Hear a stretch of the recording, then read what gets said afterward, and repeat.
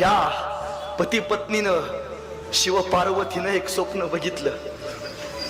आपल्याला एक मुलगा हवाय, कैलासा इतका निर्मळ, त्या त्र्यंबकेश्वराच्या शंकरासारखा तिसरा नेत्र उघडणारा आणि प्रभू श्री रामासारखा आयुष्यात कितीतरी संकट आली तर वनवास भोगता आला तरी ठामपणे उभा राहणारा निर्मळ असा पुत्र हवा होता.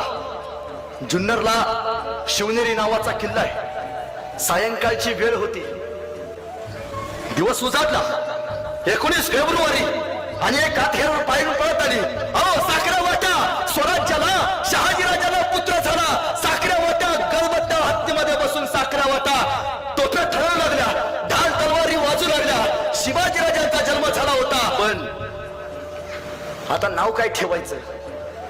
आणि महासाहेब जिजाऊंना आठवलं. महासाहेब जिजाऊंनी शिवनेरीच्या शिवाई देवीला एक नवस केला होता. आई पुत्र दे, त्या शंकरासारखा, प्रभू श्री रामासारखा.